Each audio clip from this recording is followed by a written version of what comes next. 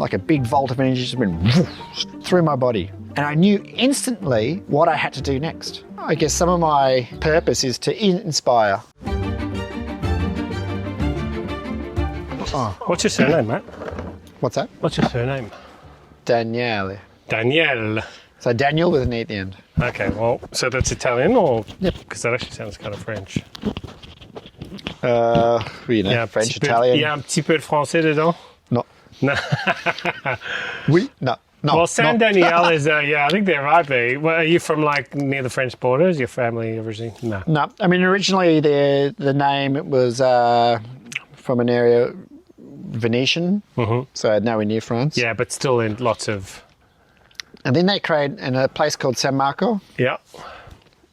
And then probably at the fall of the Roman Empire thereabouts, the Germanic tribes came through and pushed them all out. Yeah.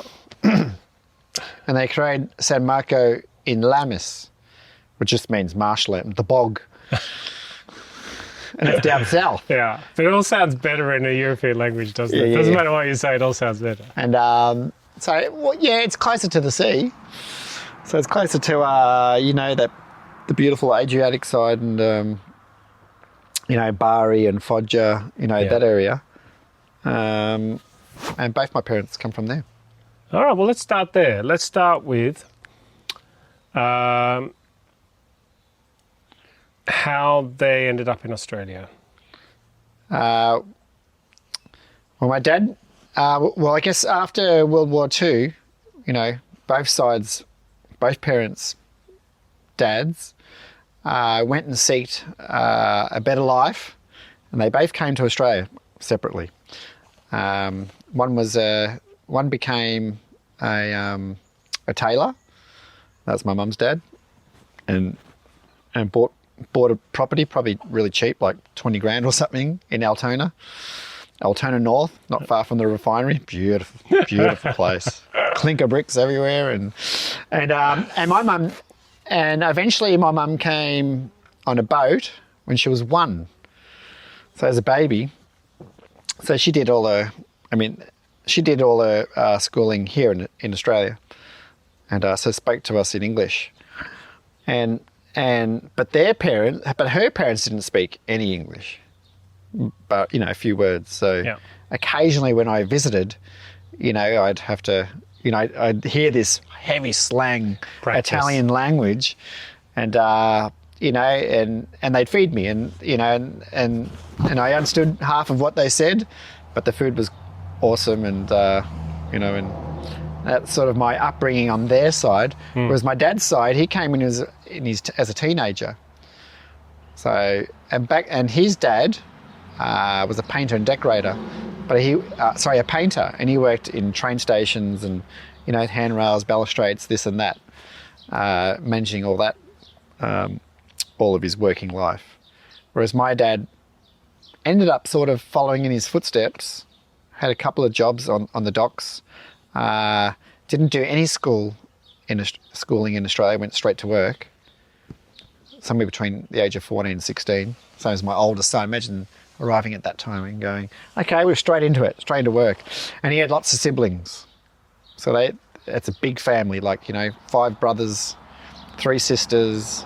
In Melbourne. In Brunswick. Good old Brunswick. Very Italian, yeah. And and he became a painter and decorator, and did that until.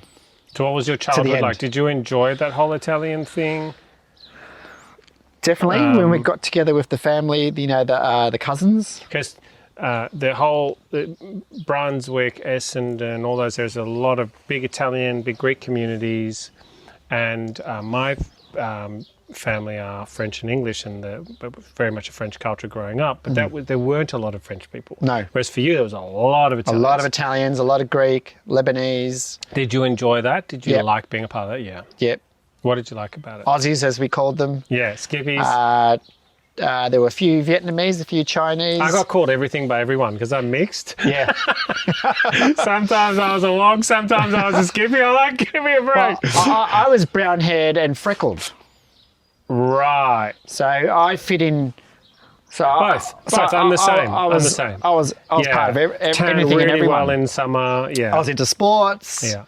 I was into hanging out and with slingshots. I was into riding bikes and I think we used to ride like 20 kilometres Easily.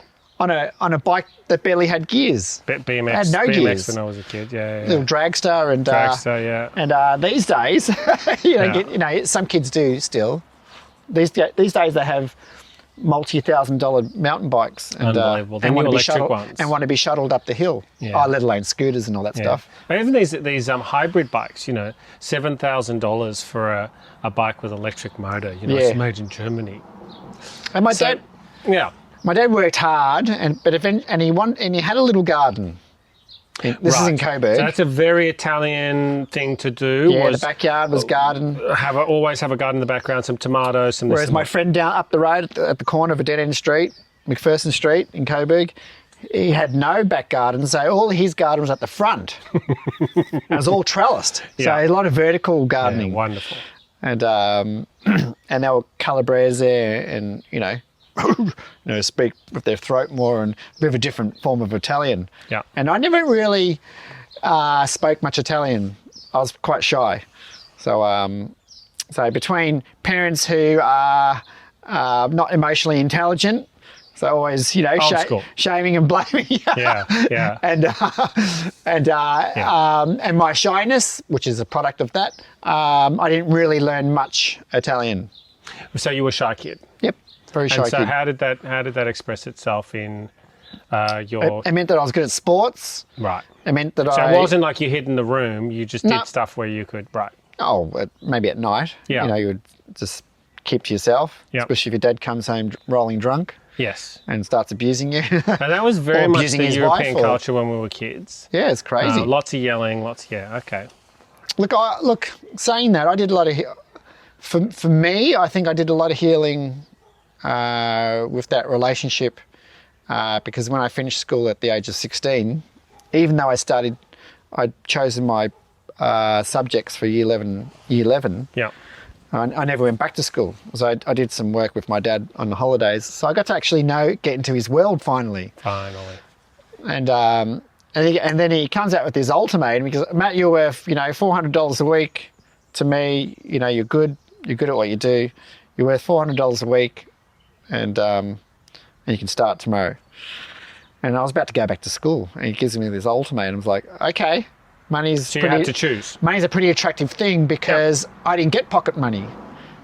Yeah. So it wasn't until these after year 10 holidays, summer holidays, which I guess I sacrificed a lot of, holiday play and for it.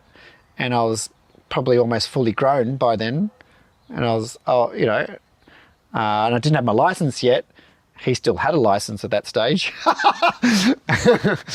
Hadn't been caught. That was another thing of that generation, the 80s sort of period, I'm guessing, where, totally. there was certain I behaviours said that were yes. quite common. I did 6 to 7 days a week.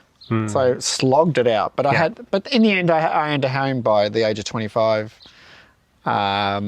He lost When his you say life. owned, do you mean paid off or? Yeah, paid off. Wow. As we built it. So we during the recession in 1981 or so. 87.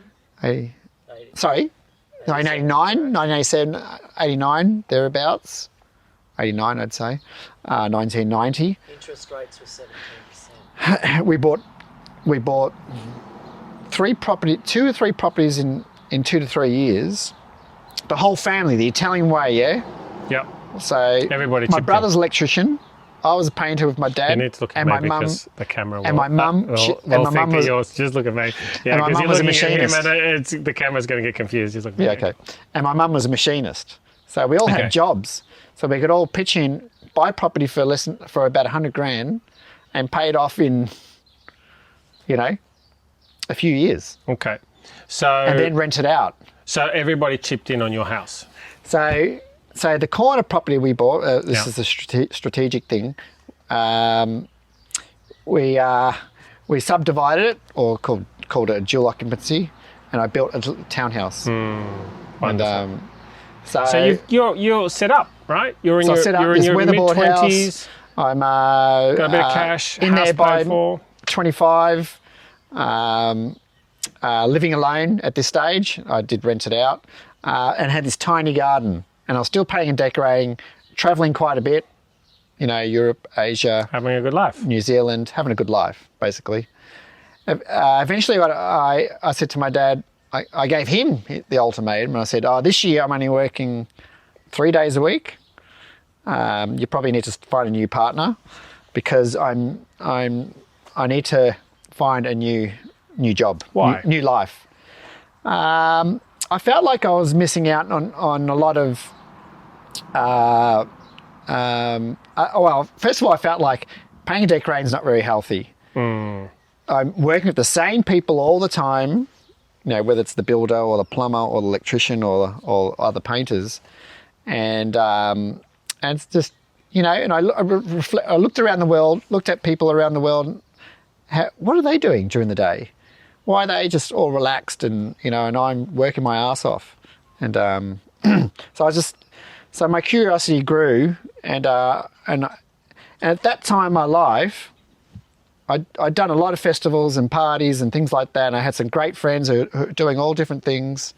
A lot of them were tradies, but that didn't seem to be enough to entertain my growth at that stage of my life. So You'd sort of outgrown it. and it was around about that Saturn return, around about 28 or so. My dreaming was just growing. You know, every time I'd sit down in a lunch break, I'd start, my mind would just, my spirit would just travel and go see the world. Like in your mind, my mind, I'd be astral traveling. And this is like little 15-minute, you know, sort of breaks, you know, after eating my lunch. And it's like, I can feel it. The dreaming's happening. I don't know where I'm going next or what I'm doing next, but I know I need to take some time out. Hence, I did the 3 days a week and gave my time and started looking at things like more healthy things like shiatsu, kinesiology, and I dabbled in these little studies, but they're all online, nothing.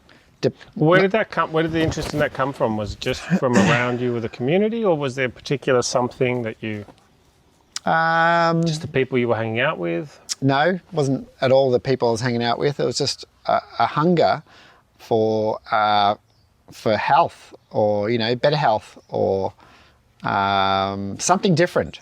I can't pinpoint what it was that made me look at shiatsu or kinesiology other than I want to be healthy. Okay, so you're doing that, and then what happens next? What happens next? I do these studies, realize, no, I don't want to do that.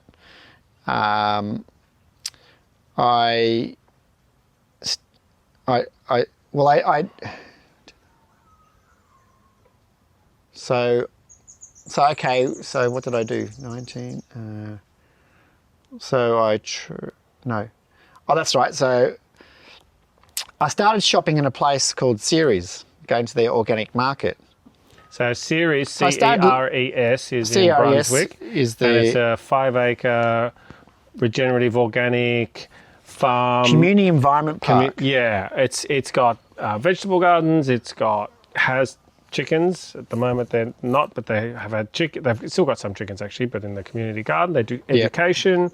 So it's like a little hotbed farm right in the middle of the suburbs and very close to where you grew up. And I reckon I went there with my dad and dumped our tip rubbish there because it was built on a tip. That's what it was. It was built on a tip. Yep. On a landfill. Yep.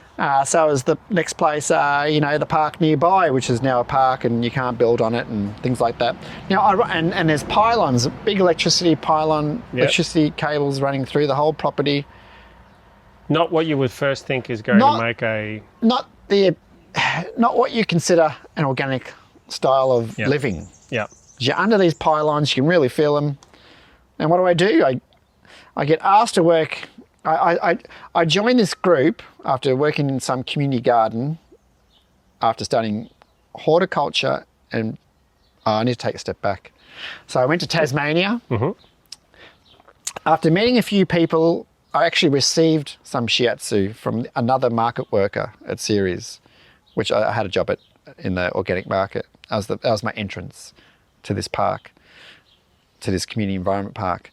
And there's this other employee, and she studied shiatsu, and she did market on the side, and I kind of liked her, and she was very open and told a lot of stories. English background, quite a scholar, and very intuitive. And anyway, I got to know her. Whilst I was studying shiatsu online, I thought I'll receive some shiatsu and see what this is all about. So and in my first and only session with her, I travelled. I lay down, and all of a sudden I can feel myself travelling to Tasmania. At the end of the session, I don't even remember the shiatsu session, but at the end of the session, I said, I'm going to Tassie. And that was the beginning of my journey into what I was going to do next. So this change came completely organically for you, because often when I talk to people, they say, I read this book, or for me it was I was in Sydney, I opened the Sunday newspaper, and there was a story of a guy regenerated a property, and I saw these two pictures. One was a dust bowl and one was this. And I thought, you can do that? And I can still remember the day. I can remember what was very similar to this, kind of a nice summer day in my little apartment in Mossman. I can still remember it. I can bizarrely, I don't know, had no interest in that, had never expressed an interest in that. But I can still remember that day now, decades later. So, 30 years later or something, more than 30 years later, I can still remember that day for some reason. It's like something went. So for you... You just reminded me of something. Yeah. I started reading books. Right. I never read anything in my life. I mean, other than what school makes you read. Yeah. But then I started reading Paulo Coelho books. Yes. And I realised there's something else... The Journey, is that what it's called? I feel, The Journey? I'm trying to remember the name. The famous one where he goes on a trip. But anyway, we know the one. Anyway, there's a few of them I read. And it really spoke to me about the more intuitive magician way of being connected to the universe around you, and that everything that happens in life is not just by chance. There's opportunities. There's that opportunities come along to go, okay, well, why is this being presented to me? And like I was in a soccer game, recreational soccer game with some friends, and in that first soccer game, the farm manager of CERES says, "Hey, do you want to work for CERES?" Why did he offer you that? Why you? What, did you have any experience or anything, or was it just like... He knew that I'd run a business before, and I was mature age, and he needed somebody strong, just to rely on. and he needed someone on the knife, on the chop. So you, and that was doing what? What job was that he wanted you to do? Well, there's a team of about 9 people running the CERES market. Right, so he wanted you to help run the market. Yep. Okay. And I was out the back chopping pumpkins. Yeah. And setting up the market. So this is now, that's the moment where you segue from, that's your introduction really to market gardening, farming, organics, regenerative, all that stuff is somebody at the footy, at a recreational soccer match saying, do you want to come and work here? And it's something different, but you're ready for it. You're looking for something different already. At this stage, I started shopping organic. Yeah. At the market, so I'd already been there a few times, and I was considering, this is an attractive thing. Life's a bit slower. It's not had the same effect on me. It's like a nice. It's the bucolic dream of a nice little farm that's well run and not too crazy, not too chaotic. So you go and you do that, and meet this girl who is go to Tasmania, go to Tassie. And what happens? Walking in this national park, that national park, this national park, all on my own. Carry everything on me, my food and my tent. Is that something you'd done before, hiking or anything like that? No, okay. I'd done it in 1997, like 4 years early in the Himalayas. Okay. And a little bit in Thailand. So you had enough knowledge to know how, not to end up I could have done with somewhere. more knowledge, because there's one walk in the Western Arthur Range in South Tasmania. Yeah. I didn't make it. Right. You know, I didn't. Okay. I got to the top, and then that was it. I didn't know where the trail went.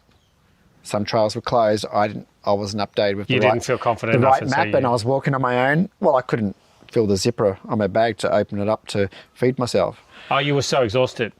It'd been raining for 24 hours. Right. I was wet, Yeah. drenched. I'd woken up, packed everything up, and it was wet. And I got to the top. It was amazing. You know, pink crystals. I'm walking up pink crystal creeks where the water's flowing down the side of the mountain. It was the most beautiful walk. But saying that, I never made it to all the glacial lakes. Okay. At the top. Yeah. You You didn't make it to the planned destination. So So I turned back. okay, so you turned back. So I could eat. How long a walk is that to get back? It was only one day, but Okay. I left to start the walk in the afternoon, because I used to cook my food first and then go up. So I'd be in the car park and preparing my food before I hadn't even discovered dehydrated veggies that Yeah, you it just was heat very up. Italian of you. First, we Very make it so Italian funny. of And, You can't go hiking with an empty stomach. Yeah. if I had a All fire, right, for me, it would have been salami, cheese. Yeah, That's what it would have but been they're given. heavy. Yeah, you've given they weigh a lot. a bread loaf, a bun or something that's hard on the outside, soft in the middle. Given some ham, some salami, some cheese. Doesn't go off. Yep. Doesn't go off Yeah, in the heat. that's right. You know, hard cheese, salami, and a little drink or something, and you're good. Sure enough, I had nuts and Yep. then quinoa and veggie dishes and beans and stuff like so that. you hike back. So I hiked back. I was wearing my mate's shoes, which I left in the car park. Yeah. Oh, really? That day, just loaded the car up, took the shoes off because I was drenched. Yeah. But left them in the car park. Ah, when you left. Okay. And, so you and- literally walked back a day with no food, no. I had food. okay. Once I got down to sub-alpine warmth, Yeah. Yeah. not icy cold, sort of rainy weather, I could actually open the zip of my bag and feed myself. Okay. Oh, so you were saying? Sorry, I didn't realise that. So you're saying you were so cold, you That I couldn't open the zipper on my backpack. Okay. You couldn't get past the other side. Yep. And So- I'd lost the track. Talking about Paul Coelho, in the book, I'm trying to remember what it's called, The Traveller or whatever, but The Journey, but The Alchemist. Alchemist, that was the first one I read. So in that, he has a similar sort of thing where he gets to the end of, of what he thinks he wants, and that's the beginning of him finding what he needs. Do you think that was this sort of turning point for you? Because you've got your mind's gone there, that you got to that point where you're like at the top of the hill, and kind of spent, and at that point you go, okay, I'll turn around now and I'll go back and Yeah. Well, I knew my limits. I thought, if I don't have feeling in my hands, I'm turning back. But it wasn't. Yeah. It was by far. It was very practical. But it was by far the end of the journey. But it's an interesting metaphor, isn't it, for what a lot of people do when they're not happy where they are. I think often we just go searching, and you get to the end of a path sometimes, and you sort of get it out of your system, like I'm going to get out into the woods and then at some point you go, okay, now I need a cup of tea, and you got it out of your system, whatever it was, you got it out of your system. Yeah, I mean, now you're more sort of By that able evening, to- I was back in Hobart. I went to a bar. Yeah. And, almost commemorated and celebrated that I made it. There you go. I got that far. Yes. And I met some girls and I told them the story and they were like, oh my God, I can't believe you did that on your own. And it's like, yeah, that's what you do. And, So how do you go from that to whatever happened next? So the journey continued. The city life, as much fun as it wasn't what I was in Tasmania for. So the next mountain range. How long were you in Tasmania And much for better then? weather was 6 weeks. Okay, all right. So by week 5, walking in another national park, completing this walk, I decided to sit in this dark auditorium of the national park. I can't even remember what mountain range it was. It could have been the walls of Jerusalem. It could have been somewhere near there. Anyway, I'm sitting in this dark auditorium. there's a documentary on Loop. It goes for about 20 minutes, all about the Great National Park and, how trees are our, keep us alive. Yeah. Make the world go round, moderate the weather, give us timber and, all that stuff, all about the habitat and wildlife. And I resonate with that.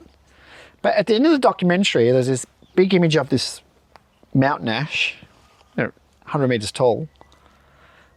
And I was sitting in there on my own in the dark. There's probably like 20 other chairs in this auditorium.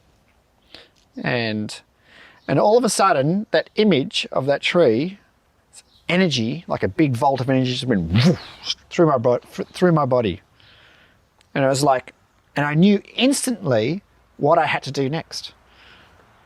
In like study horticulture and permaculture. And hadn't thought about it before, like hadn't thought about it before. Just were like boom, bang. There's just like there's literally a volt of energy, and it didn't hurt or anything. It just grounded me, and it was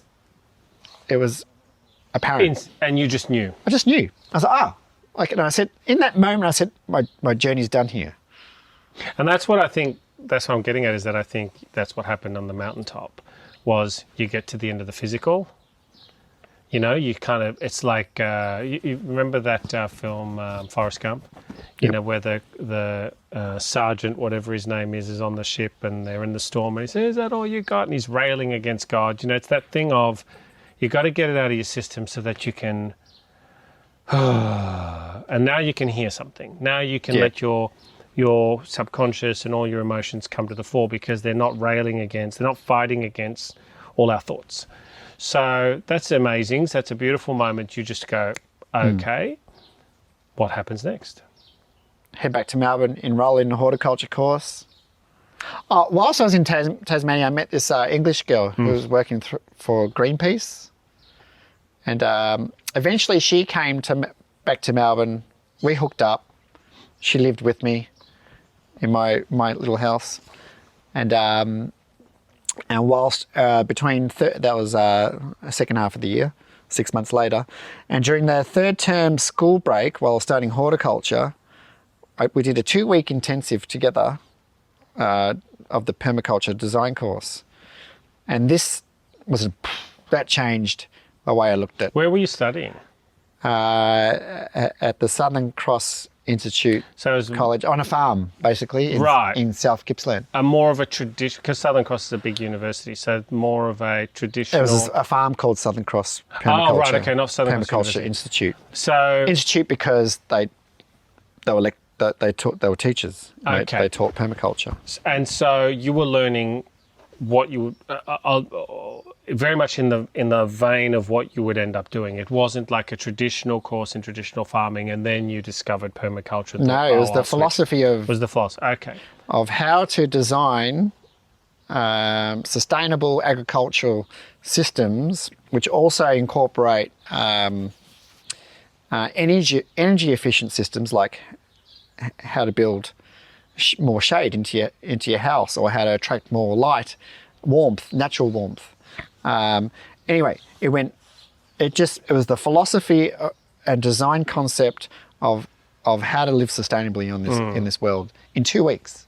So like 78 hours at that time of intense learning, concept after concept. And then you design, and then I get to design my own farm by visiting someone else's plot and going, okay, looking at all the different aspects of it, the hot spots, the shady spots, the wet spots, the hilly spots, the home itself, and what the client wants. How much time do they have to dedicate to it? For that farm. Yeah, how much time they have to dedicate, how many people power, and to design something that's going to fit into their lifestyle, that's going to feed them. And that was mind-blowing. That just turned me inside out again. Because? So everything I was learning about horticulture, which is just about soil and plants and plant ID and diseases and all that stuff, this was more philosophical. This was like a concept that was about how we need to live in the future. And that's how the we lived in the great past. irony, I think, of this type of farming is that it's how we need to live in the now and the future, but it's also all founded in the history of the world. It's the way it's always been. It's the way it's always been done well. It's the way it should always have been done. It's the way all cultures ended up doing it in some form or another, to some degree of success or another. And it's only modern farming that it's an aberration. You know, it's only when you monocrop and use chemicals and things that every other version works to some degree of success, except that, you know, modern interventionist monocropping system. So you do your course. What happens next? I do my final design for the horticulture. Was that for somebody's actual farm, or was it a theoretical? Oh no, this is back at the horticulture course. I had one term to go. Yeah. I did the final design. Yeah. Is that design for an actual, a real piece of land, or theoretical? Theoretical. Theoretical. So Okay. it's for the design Yeah. The dream design property. Yeah. subject Yeah. at Horticulture Cert 3. I didn't even complete the apply chemicals because I'd already done other. I'd already demonstrated that here's the organic methods. Yeah. That's what I'm saying. So you were. It wasn't exactly. I'd already designed the organic gardening method, so which included natives, water features, vegetable growing, and herb growing, and and so I demonstrated that this is what I've learnt in permaculture. So I don't need chemicals. I didn't apply one chemical, still haven't, and then I built my van and went travelling. Right. So now you build a van and you go travelling. I won't ask why, because I think it's pretty obvious. You're at the end of that, and now you're sort of searching again. What happens next? So me and my English girlfriend. Yeah. Eventually we're going to go back to England. She's, she's done her 2 years visa. And so we go travel half the way around Australia. I get to see tropical parts of Australia and celebrate the end of that year, that amazing year of study. Yep. You know, I didn't make hardly any money. I learned to live very resourcefully. From the age of 16, I was making, whatever. So, I was a tradie. I was making decent money. I could buy a house.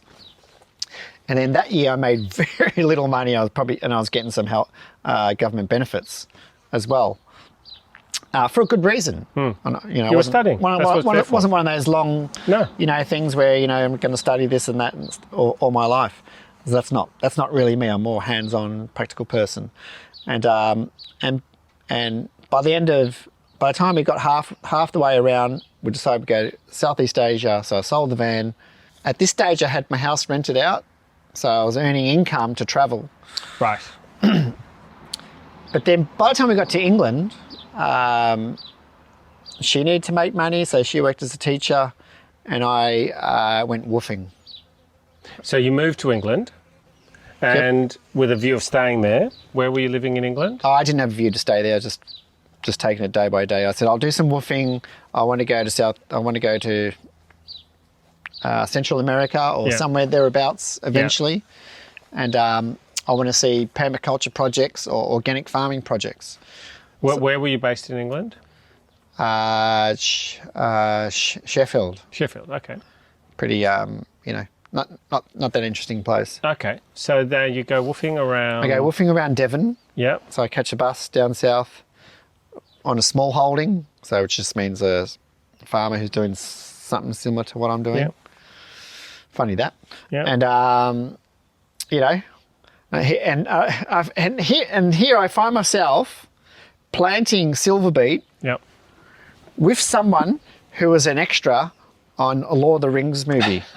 So this New Zealand guy, this New Zealander with long hair, who's one of the extras, and oh gosh, and he's a landscape gardener. So he's planting 100 miles an hour. I'm like, careful. But I still have that image of how he planted, and it's like that's how I plant now. With much Which more, was what? with much more experience. Which was what? What was it about him? It was faster. Just fast, just like Fast. one Get it done. plant, one plant every 5 seconds, Yeah. and Yeah. in it Yeah. goes. It's not a hobby. Yeah. Yeah. It's not a meditation. No. It's just get into it. And I just stayed in the caravan. It was a bit quiet, a bit boring. The hosts were beautiful. They have their each host had their library, and you can go in there and study and have a chat. And some of them cook dinner for you. Whereas other places I went to in Wales, there's a woofing community. So Okay, you all get together at the all end the of it. helpers are just cooking together, And they're all working on little farms nearby. and we're all working on the same farm, Okay. but given different jobs. So, bring it home now. How do you go from that to here? What's the... So how do you then end up on Peace Farm? There might be a few steps in there, but Yeah. Well, I get Interested back, in how get you- back, try to find a conventional landscaping job. so you've got this qualification, if you like. You've got No, skills I and didn't get a qualification. certificate. Didn't get a No, but certificate. you've I didn't do trained. the applied You can chemicals. offer... was that? I didn't do the applied chemicals unit, so I didn't Right, get. that's fine. I got But I mean, zero qualification. No, but that's fine. But you know what you're doing, and know you've what I'm travelled a doing. lot. You've got a lot of actual experience as opposed to just a certificate and no experience. So you've got Yep. a lot of actual experience. So you can go out now and say to people, "I can do this for you. Do you want me to do it?" Is that what you do? What happens? And why did you leave England? Was that relationship? What happened? Well, I wanted to visit a small country where I didn't need to travel so far, and do some woofing. So in the end, I picked Costa Rica, and a small place with an isthmus between Northern America and South America, Yeah. and no army, amazing wildlife, hot, dry, arid places, and two beaches. I mean, two seas, the Caribbean and the Pacific, and lots of permaculture projects, mostly run by Americans Who'd sort of migrated? who've realised that they need to be out of America and live a better life. So here I am,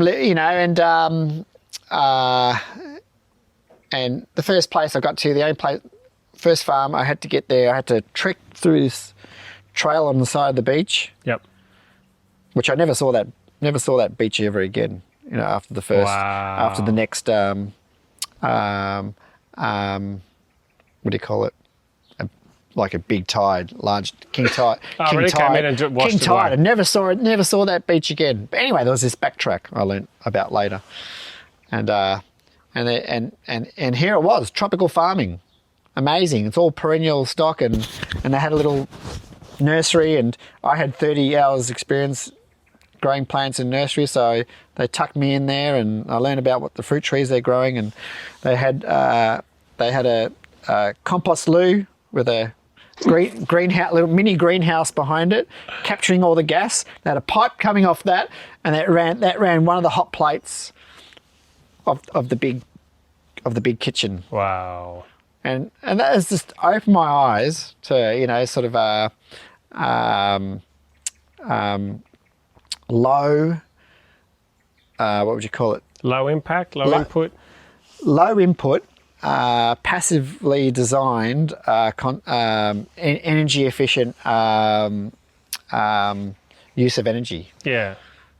It's like Joel Salatin's always saying, like, farms aren't supposed to be pretty. They're farms, they're beautiful, but the idea is not to line everything up in rows. The idea is just to let it kind of...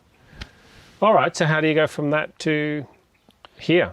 What I'm interested in now is how you end up doing your own thing. So I haven't been totally sequential. Because when I got back, I applied for landscaping jobs, realised I didn't want to do that. When one person asked me, one of the interviewers, one of the landscapers asked me, "Oh, so what's the name of the lemon eucalyptus, lemon leafed citrus eucalyptus, lemon scented eucalyptus?" And I said, I knew the answer of the old name. the original name it was given, which is Eucalyptus citriodora. But then they changed the name. They realised it's not a eucalyptus, it's a corymbia. So, and I sort of knew that, but I'd forgotten. He goes, ha, ha, ha, no, it's a corymbia. I said, no, well, I don't want to work for this guy. Yeah. I didn't get the job. Okay. So eventually, after doing that course, you start building a friendship network of people in this industry. So the brother of the facilitators, the owners of the Southern Cross Permaculture Institute farm, was working on community garden projects in around St Kilda and Port Melbourne and places like that. So, as was Chris Ennis, the farm manager of CERES. So that's when I got invited to soccer matches. I offered my services to be part to, you know, that I can do manual work. Yeah. They need landscape builders, you know, to do community gardens, and got invited to these soccer matches. Got a job at CERES. Became a market manager at one stage when they built the midweek market. It used to only be a Saturday market, and then looked around me and met another guy who worked at the retail nursery, Aidan Quick, who also done the Southern Cross Permaculture Institute Permaculture Design course the year after me. We got together and said, hey, how about we build this nursery, production nursery at CERES? We've got Chris's market garden, which is known as Joe's market garden in the last market garden, last Chinese built market garden during the gold rush era, located in the northern suburbs. Yep. And so we started supplying seedlings for them, and our edge was we had 30 varieties of tomatoes, all heirlooms, all organic. We did everything organic certified. We got all organic ingredients, soils, fertilizers, seed, and with the help of Aidan Quick, he was working the nursery, so he had his connections to where to get seed from. Yep. And we dedicated about 2 days a week volunteering, 1 to 2 days a week volunteering, to learn how to grow seedlings, healthy seedlings. And after the first season, farm offered us a paid position. We built the nursery bigger. So you were paid for building the nursery, or was it voluntary? You were paid for that. Okay. And then we were paid to build the nursery, grow it a little bit more. And by the second year, I was going to farmers markets and supplying the CERES market garden and the CERES retail nursery. And right. that was enough for a small. That's a lot of work for a small nursery. Yeah. And we were the only and the first organic seedlings in Australia.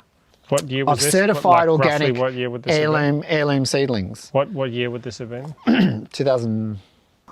20 years ago. 20 years ago. Yep. And so then how do you go from that to being on Peace Farm? And then, okay, what other opportunities are there at CERES? Okay, so I started becoming a Cert 2 horticulture teacher for students with mild intellectual disabilities. Mm-hmm. At that same time, I'd studied Cert 4 training assessment so I could learn how to create lesson plans. Yep. So I can teach permaculture or teach horticulture. And so I created amazing lesson plans, including card games. So, because the idea I learned from permaculture teachers, and they taught me in a way that there's many ways of learning. 100%. There's intellectual, there's the visual, there's hands-on, practical, and you need to make it fun, and there needs to be breaks every 45 minutes, and it's like, oh, do I need to make it fun? Okay. So I designed card games where they had plant identification on one side, and like Snap, you play Snap, and and for extra points, you should know the genus, the botanical name. So they have lists of these names, but then you learn visually through, you know. And the people who were a bit impaired in their learning ability, they found that. And I even created dance. It was almost like eurythmy, whereas you wake up your brain before we start. So there's things like icebreakers, and there's things about, you know, introducing the day's plan. But then there's all these other activities to get people engaged. And so it was a great experiment. I only did that for a year, because then I got asked to run permaculture, to do a lot of workshops. And by that time I'd upped my game in the nursery and became 4 days a week and 1 day on the 3 days a week and 1 day in the market garden, and then workshops on weekends. You know, introduction to permaculture, dating, weeding and dating programs and things like that, so people could meet. I get asked, pick a weed.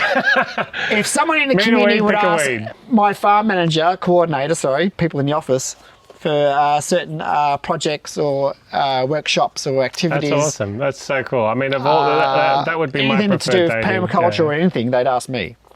But how do you go from that to where you are today, to your own place? Well, another opportunity arose in the Yarra Valley. So I was already wanting to move out of I had my first child at the age of... So you've met someone along the way. 39 How did you meet? or 40. Oh, yeah. I met Kat at CERES. Yeah. She was introduced to me by a friend in common. Yeah. And there's a big community theme here at this point. As your life gets sort of more, if you like, mature in a way, you know, settle in there, that it all seems to be coming from your community. Yeah. And that community was the CERES community. There's lots of people who work there. And there was my somewhat festival community, people who I'd frequent with at parties and festivals, and they were lots of fun. Every weekend we'd have dress-up parties. There would be dress-up parties.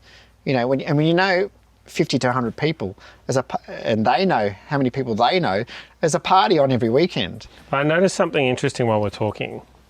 I've asked you like 5 times how you ended up here, but there's a resistance for you to say how you ended up here. Is it a sensitive topic? Is it something? No, is there some sadness after my there first or something? child. No, after my first child. I thought maybe there was like a sad memory that. No, this is my favourite thing in the world, is to tell stories that I haven't actually haven't told you about how I want to embrace that I loved Melbourne when I was there. Right. And especially those last few years when I was working at CERES and we were going to festivals and parties, and you know, that's the heyday, that's the 30s, yeah. And then I had my first child with Kat, and she loves parties as well, and we love that style of life. And I heard from someone who worked at CERES in the green tech department, so there's a lot of departments at CERES, that there was a job going at Yarra Valley Ecos, who are aspiring to be like CERES, where you're going next. Yes, and just up the road. Yeah. And the job description has farm manager and nursery manager. So I rock up to the interview. I said, "Yep, let's go for that." I rock up to the interview. I tell them it's a 2-person job, so they give the job to 2 of us instead of just 1 person. Yep. And within 6 to 8 weeks, I started canvassing the local area. I wrote a letter, dropped it in letterboxes, looking for land. Because by that stage, I'd visited a couple of times and had a couple of friends move into this area and said, "Yep, this is the area. Greener, got the river. I'm upstream at the river. Yep. There's Steiner School, there's a Rudolf Steiner School. There's other schools, 1 hour from Melbourne." Yep. And that felt like the right place. I'd visited the West and said, "No, that's not the place. This feels more homely to me, more community to me." And so I applied for the job, got the job, did the letterbox drops. The only person that got back to me did want to sell his house for way more money than I had, and it wasn't the right place to having a community farm, intentional living farm. Right. There weren't enough buildings on the property, and it was flat land. So if it had a few inundation overlays, and for me that wasn't part of the criteria of what I wanted. Yep. Too hard for. So you knew what you were looking for. Knew what I was looking Yeah, for. you're not. It's going to be some version of that, but you know. Well, what Kat and you're- I did you know what a you're looking little for. concept You have a concept drawing. Good. Yeah. I put a community hall on it, which is right behind me, Yep. and it was the last thing I added on there. I forgot to put the sea half an hour away. Anyway, Very hard to find all those fell in love things. with the river And anyway. the sea half an hour away, there's And, under $100 million, but yeah. And that the only person that got back to us said, "Hey, I'm renting it out, though." This is the $1.4 million property on the river flats that I didn't want. He said, "But I'm renting it out, but it's in the hands of the real estate agents." And I think they'd had already found someone. So he goes, "Here, just come and visit anyway," because he's a bit of a cowboy, you know. And he goes, and I visited him, and he took me through the property and had the Yarra Valley at the back, at the other end of the property. And I said, "Yep, I'll take it." He goes, "Oh, I think the real estate agent's already found someone, but if you give me 1 year's rent up front, we'll make something happen." So the Italian in me, you know, who wants to doesn't want to undermine anyone, but he put the agreement up in place, not me. That's Says fine. yes, we'll do that. But that's not here, right? Is that where? That's just down the road. And That's Ecos. no, I'm talking about renting. So Okay. that was a property just just the next street. Yep. So I used to drive past this property every day With this property here. on the way to my job at Ecos. Right. And that's it. And one day, and next door was for sale, and one day I saw the owner tending to his fence. So I stopped and had a chat with him and said, "A beautiful property next door." But then I pointed over here, I said, "But I like that property."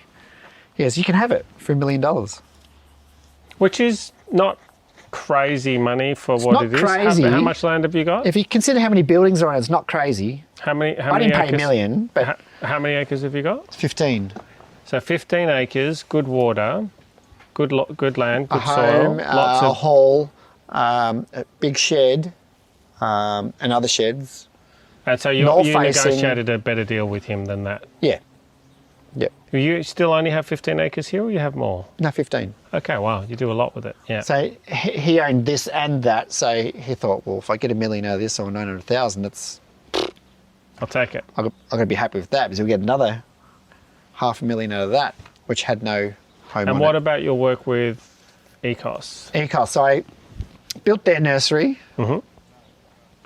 So that brought you here to Yep. this area that you like and gave you the time to find the right property for you. Whereas Yep. if you'd just come looking, you might not have found. No, there's plenty of other. I looked around, and everything was 15 minutes off the main road. I couldn't imagine myself. Well, it's not that I couldn't. I didn't want to drive so far. I wanted to land somewhere and go, okay, well, if I'm going to drive anywhere, it should only be a few kilometres for everything I need. I'm not coming out here to drive 15 minutes. Yeah, and I talk to people a lot about that, about you don't have to give up access to this. Like you said, we're an hour from Melbourne, and it's one of the biggest cities in the world. I mean, it's like 5 million people now or something, whatever it is. It's a big city. And in fact, that's Melbourne. There's places that are sort of 20, 30 minutes away that are big centres. And a lot of people, I think, sort of have this idea that this is their life now, forever, all the time, every day. It's them having conversations with the chickens, but that's not your life, is it? Well, when I was a painter and decorator and told all my colleagues who are in the other trades, because as Italians, the builders, an Italian family, whose one of the sons worked with his dad. There's always one. Yeah. And they're like, well, "Matt, what are you going to do? Yeah. You're not going to leave. You're never going to leave. What are you going to do?" And it's like they couldn't fathom that I was going to change my life. Do you think take that another that- step? motivated you or slowed you down or created doubts that you had to overcome or anything like that? No. No. There's one thing about I've learnt about how my level of, I don't know, focus or intention or stubbornness is that people have their own beliefs and they can't actually change. They can't actually tell me what they think just because of their limited beliefs. I won't say limited beliefs, but just because what they know they think is right, and they think how life adds up is going to limit my life. Yeah. You know, and Yeah. like it's almost like coming from an Italian background, I've seen a lot of families have certain superstitions, and then that becomes intergenerational. Yeah, and then it becomes law. Then it becomes fact. It becomes law and science, fact, and and not a curse, but something similar. Yeah, that's why I asked about limiting you, because my family used to have sugar estates, and Hence Mossman. You're talking about Mossman. Mossman in Sydney, but Oh, I was okay. talking about Mossman in Sydney. I was living in Sydney, but my family had sugar estates in Mauritius, and my relatives had them in South Africa, Kenya, and places like that. And I've got French family that have got French ancestors that have got wineries and stuff in France. So we've always been sort of some version of the land, farming in France. And I think that people who are not in this world have fixed ideas about what that looks like, and that's any version of these that we've just discussed is something other people do or they're born into or something. But really, it's like choosing to be a painter and decorator. Really, when you summarize what we've just discussed, you were raised a certain way in a city. You started doing the first thing that was there, which was painting and decorating. And then you chose a life, and you took your time evolving to where you are now, but it wasn't wasted. It was quite the opposite. It was you went through phases and steps.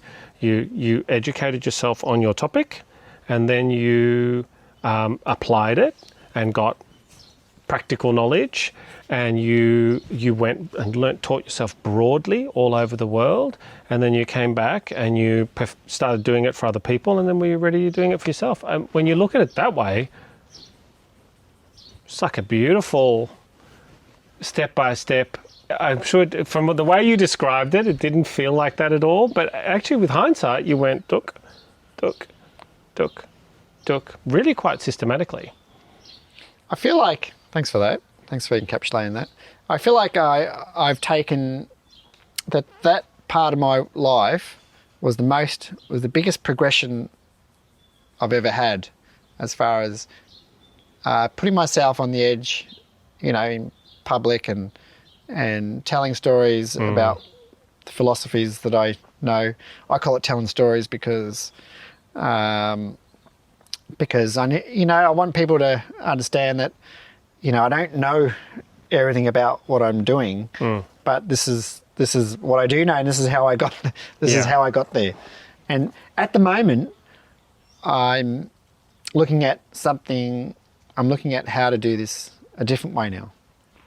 I'm trying to involve more people to carry the flag, to run the land. And how are you doing that? A new vision day a new visioning for this farm. All right. Well, Matt from Peace Farm, I look forward to hearing what that is. We might have to come back once you've done that and have another conversation. There's some amazing other people that live here, and one's the son of a Permi and permaculturist. Yep. And the other one is an ex-butcher, wild crafter. And so you're saying you want to inspire them? I want to give them more free reign to run the land more, the land, involve their partners, yeah, partnerships, as in work partnerships, yeah, allow other people to run the land, because I realised I can't. Yeah, forever. I don't want to manage everyone anymore. Isn't that the next step in a way? Like I said, if we want to just keep straining that metaphor of you, it's actually quite systematic. This is the next step now, is you've perfected doing it by yourself, and now you're like, okay, I can take this to the next step, which is I'm going to empower other people to do their things within that, and eventually they'll go off and do their own thing. So And that was something to I me learned. quite logical. And that was something I learnt a while back, is, that I guess some of my purpose is to inspire. And that's what I was doing through workshops and, And I think what's happening hands-on with learning. you, I've been dealing with this quite a bit of late, but what's happening with you, from my perspective, is that you are your purpose is coming full circle, and that happens when you're standing in the middle of the river, so to speak, and the flow's carrying you really nicely, and you are using all your accumulated skills and knowledge. You know how to teach, you know how to set up businesses, you know how to run these properties, you know how to handle people in these community environments, people staying. All those things that you've learnt from what you just described are going to be applied now in this one next phase. That's when you've come full circle, is when, that thing that I thought was a bit of a waste of time or a bit of a wasted skill, the Cert 4, will suddenly become a thing because it needs to be certified. And you go, So I suspect that's what's going to happen next. I'll come back and I'll talk with you when it's happening, but I suspect we'll be able to say each of those things that you've learned, each of those qualifications and key experiences that you've developed are going to come together in this next step. It's my prediction, 3-1 odds. Yep, that's the aim. That's the aim for the next couple of years. Be in the planning, And that's the time for creation of grandchildren. that. But let's not go. Heading into retirement. Thank you, Matt. Bless you very much. Appreciate it. And Matt from Peace Farm.